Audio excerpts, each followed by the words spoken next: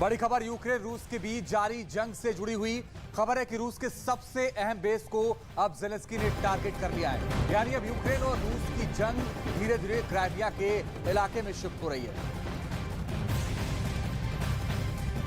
तो क्राइमिया में रूस लगातार नजर बनाए हुए और ज़ेलेंस्की का मिशन अब क्राइमिया है।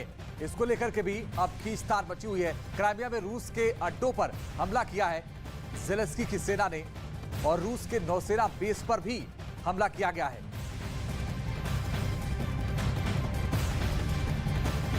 क्या यूक्रेन का युद्ध धीरे धीरे शिफ्ट हो रहा है?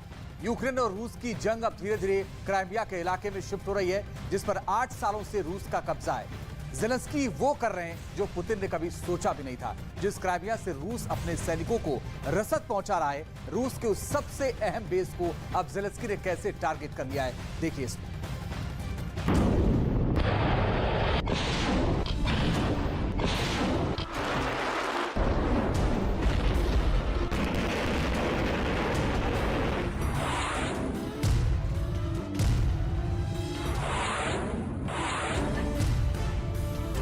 क्या अब इलाका पुतिन का होगा और उस पर हमला ज़ेलेंस्की करेंगे?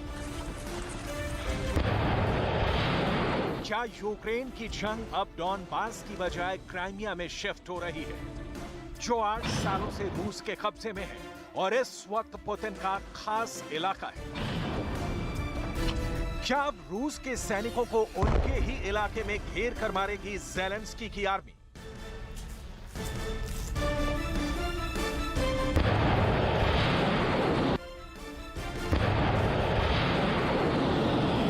आखिर ज़ेलेंस्की के पास वो सीक्रेट ड्रोन कौन सा है जिसको रूस के बड़े बड़े रेडार भी पकड़ नहीं पा रहे हैं? क्या है ये कामिकाज़े ड्रोन जिनको ज़ेलेंस्की का फेदाइन कहा जा रहा है और जो क्राइमिया के अंदर रूस के अड्डों पर अचूक हमले कर रहा है?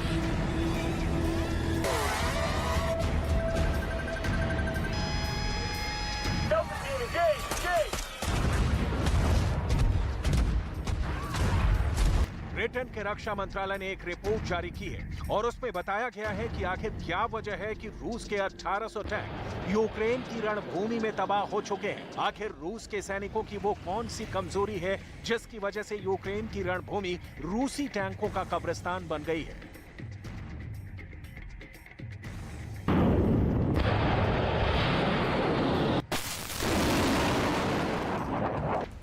यूक्रेन की युद्ध भूमि से तो पुतिन के लिए बुरी खबरें आ ही रही हैं। इसके अलावा भी अमेरिका ने अपने सहयोगी देशों और रूस के दुश्मनों के साथ एक ऐसी वॉर ड्रिल की है और पुतिन को एक तरह से चेतावनी दी है। आखिर क्या है ये मामला?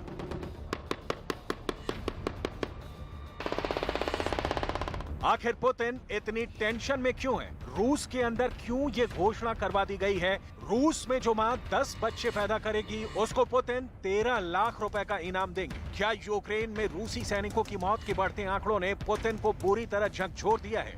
क्या है इस खबर का सच, ये भी हम आपको बताएंगे। लेकिन सबसे पहले बात होगी क्राइमिया की, जो अगस्त के महीने में चौथी बार सुर्खियों में है।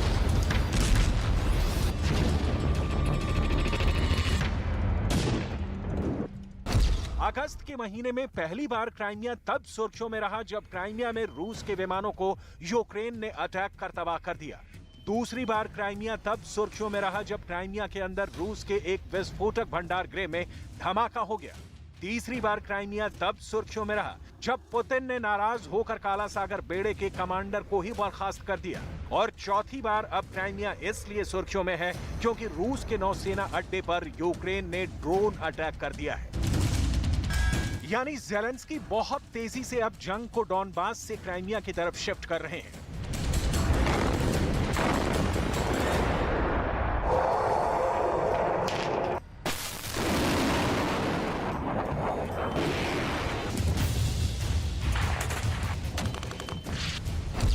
वही क्राइमिया जो साल 2014 से पहले यूक्रेन के कब्जे में था, जिस पर रूस ने 2014 में बल प्रयोग करके अधिकार कर लिया। और अब ज़ेलेंस्की ऐलान कर चुके हैं कि क्राइमिया को भी दोबारा अपने कब्जे में लेंगे। और इसीलिए एक बार फिर यहां पर यूक्रेन ने किया है कामिकाज़े ड्रोन हमला।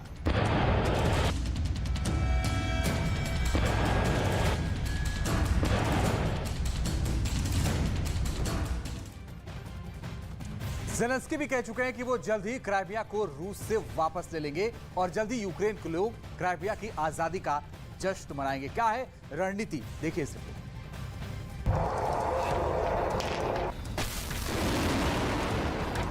जेलेंस्की पहले ही कसम खा चुके हैं कि वो क्राइमिया को वापस लेकर ही रहेंगे।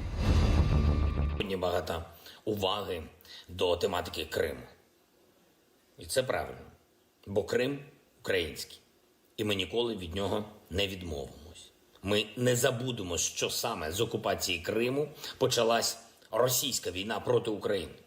Росія перетворила наш півострів, який завжди був і буде одним з найкращих місць у Європі, на одне з найбільш небезпечних місць в Європі. Росія принесла в Крим масштабні репресії, екологічні проблеми, економічну безвихідь і війну. Війну. यूक्रेन अगर आज दहाड़ रहा है तो इसके पीछे ताकत अमेरिका की है, जिसने अपने सहयोगी देशों के साथ मिलकर रूस की सेना से सिर्फ 400 किलोमीटर दूर जबरदस्त युद्धाभ्यास किया है और बम बरसाए हैं। रूस के मीडिया से जानकारी मिली है कि अमेरिका के B-52 बम वर्षक विमानों ने उत्तरी ध्रुव यानी आर्कटिक क्षेत्र में बमबारी की है।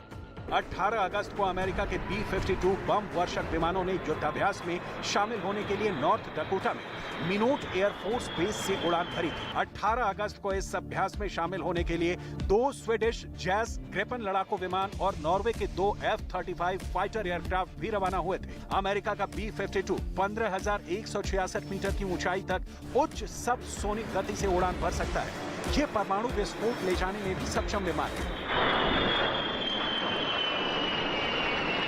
अमेरिका, स्वीडन और नॉर्वे का ये पूरा फाइटर प्लेन दस्ता रूस की सीमा से 400 किलोमीटर दूर आर्कटिक इलाके में पहुंचा और वहां पर अमेरिका के B-52 बम वर्षकों ने 3 GBU-32 बम गिराए।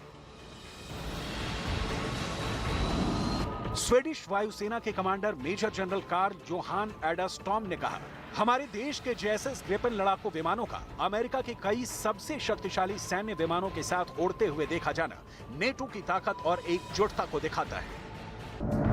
स्वीडन के जनरलों की ये बड़ी बड़ी बातें दरअसल पुतिन को ही परेशान करने के लिए हैं, क्योंकि स्वीडन रूस का पड़ोसी देश भी है और उसका भी रूस से तनाव जारी है। स्वीडन ने भी जेलेंस्की का साथ दिया है और अब ये युद्धाभ्यास भी रूस को एक तरह से धमकाना है। जब यूक्रेन पर रूस ने हमला किया उसके बाद ही स्वीडन ने नेटो का सदस्य बनने के लिए प्रार्थना की थी और अब वो बहुत तेजी से नेटो का सदस्य बनने की प्रक्रिया से गुजर रहा है। ये सब बातें पुतिन को परेशान जरूर कर रही हैं, लेकिन उनकी प्राथमिकता इस वक्त भी यूक्रेन ही है, क्योंकि असल युद्ध तो वहीं चल रहा है। ब्रिटेन के रक्षा मंत्रालय ने यूक्रेन की जंग पर एक और रिपोर्ट पेश की है और उस रिपोर्ट में यह समझाया गया है कि आखिर क्या वजह है कि रूस के टैंक पावर यूक्रेन में फेल साबित हो गए। ब्रिटेन के रक्षा मंत्रालय की खुफिया रिपोर्ट में कहा गया है कि पुतिन के टैंकों को भारी नुकसान इसलिए हुआ है क्योंकि पुतिन के टैंकों के अंदर बचाव के लिए एक्सप्लोसिव रिएक्टिव आर्मर टेक्नोलॉजी यानी ERA का इस्तेमाल ही नहीं कर सके।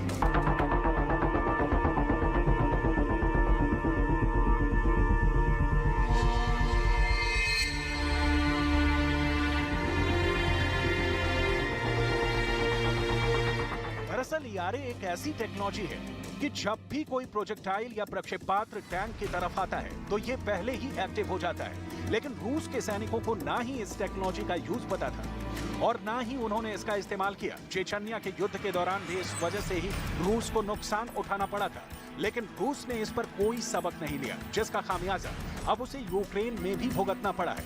इस युद्ध में रूस ने अपने 2000 से ज्यादा टैंक गंवा दिए हैं। अगर ये माना जाए कि एक टैंक के साथ न्यूनतम यानी कम से कम 2 रूसी सैनिकों की जान गई, तो रूस के 4000 से ज्यादा सैनिक तो टैंकों के साथ ही जान गंवा बैठे।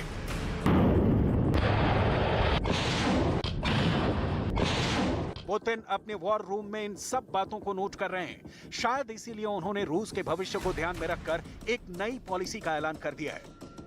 राष्ट्रपति पुतिन के नए प्रस्ताव के मुताबिक 10 बच्चों को जन्म देने और उन्हें जीवित रखने के बदले में रूस की सरकार रूस की मांओं को करीब 13 लाख रुपए देगी।